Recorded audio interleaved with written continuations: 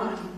I've had an opportunity to go around the room and meet many of you, but for those of you who don't know me, I am State Senator Lena Taylor. I represent the 4th Senate District.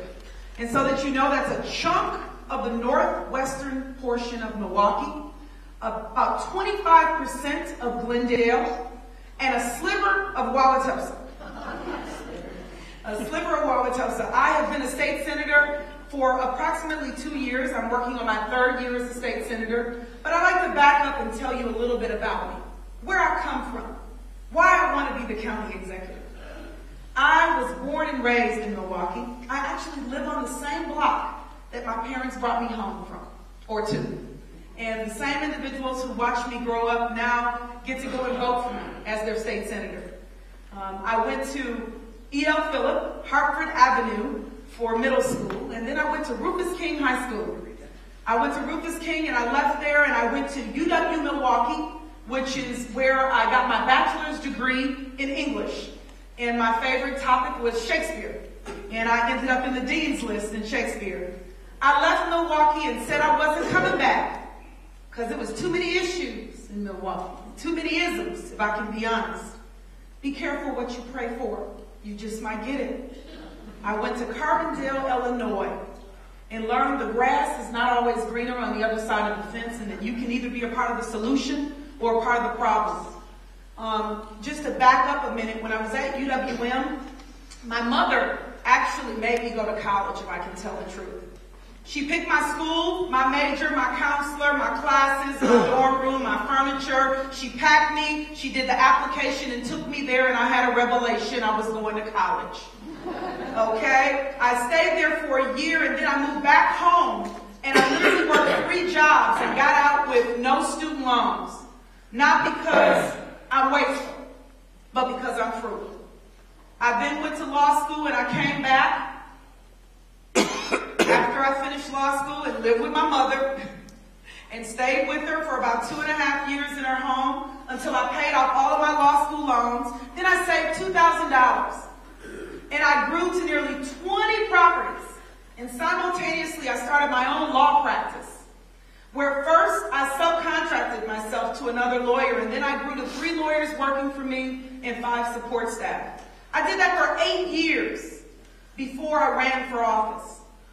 And when I ran for office, I ran for state representative because I wanted to make a difference. I wanted to take my skills and talents and bring them to the table. And I did that. And I was a state representative for about 18 months before Gwen Moore ran for Congress and you guys sent her to Congress. And she turned to me at her dining room table one day and said, "You should run for Senate." I said, "You think so?" She said, "Yes, and if you know Gwen, you don't say no to Gwen." I said, "Okay, I can do it." And I ran for Senate. And I've been a senator now for 2.5 years. I sit on the finance committee in the state, the check writing committee for the state. And I also chair the Judiciary and Corrections and Housing Committee. So I'm very excited to tell you that I'm here in Milwaukee doing what I do. And I'm running for county executive because I love this place. I believe we can do better. I live on the block that I used to walk to Lincoln Park to, and I used to walk to Atkinson Library and my elementary school and my high school and catch the 62 bus to go to UW Milwaukee. I want to bring the skills that I've acquired as a businesswoman, as a lawyer, as a legislator. I want to bring them back because for 5 years our present county executive has mismanaged. He's mismanaged our park system. He's mismanaged our transit. He hasn't dealt with the improvements and the maintenance that we've needed to do on our assets that exist in the county. When you owned your home and you had a leaky roof, you didn't just say, "I'm not going to do anything about it." You might have fussed about it when you got up on the ladder, guys. You might have fussed about it if you had to take something out of the cookie jar to deal with it. But you dealt with it because you had to take care of your assets. Our county executive has taken us from stellar parks to parks that have $150 million of maintenance that's been deferred. You have a county executive who has frankly taken our our transit system from being one of the best in the nation for a mid-sized system to taking the prices on fares up 33% and taking our ridership back more than to what it was 20 years ago. That's mismanaged. You don't have to take my word for it. The federal government has done audits that have shown that he's mismanaged at the House of Correction, at CCC, to the point, to be honest with you, that they say that it's a public safety hazard.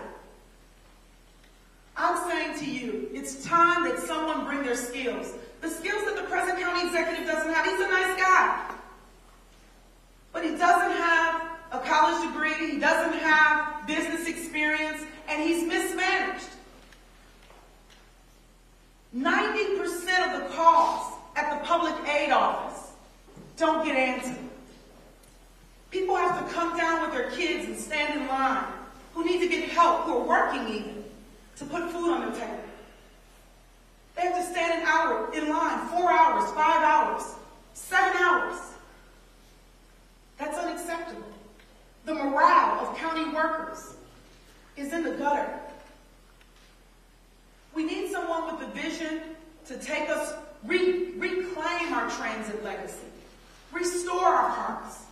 Someone, frankly, who's going to have the relationships with the county board, with other individuals and other municipalities in the county, with state legislators, and frankly, with anybody else at the federal level or the state level that's helping us with funding. Do you realize that the majority of the county budget comes from state and federal aid? And if you don't have relationships there, you can't get results. Our present county executive doesn't have those kind of relationships to get results. Lastly, I want to say this to you. You need someone who's going to redefine the issues. Unemployment is outrageous in one of the municipalities, for sure, in our county. It's 4 times that of the rest of the state. We need someone who's going to see the problems that exist in our county. We led in teen pregnancy for 20 years. What are we doing to address it?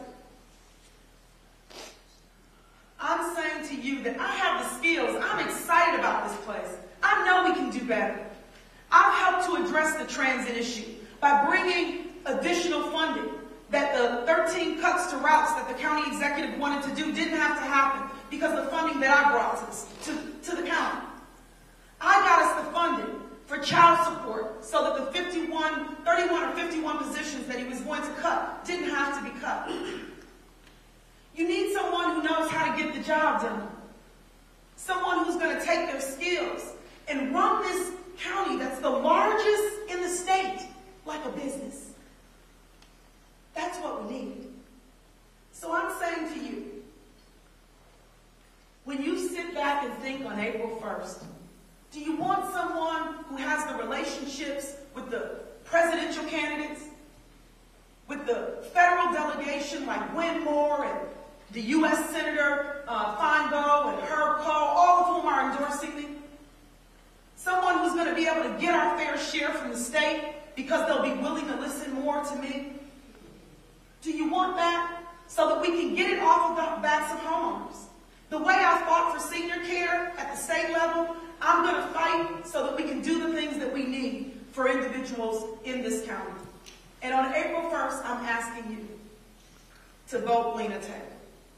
Vote for Lena because I'm passionate. I've lived here. I'm born and raised in this county. And I'm ready to bring the skills that I've acquired. When I left, I'm ready to bring them home and use them to put us on the right track. Thank you so much.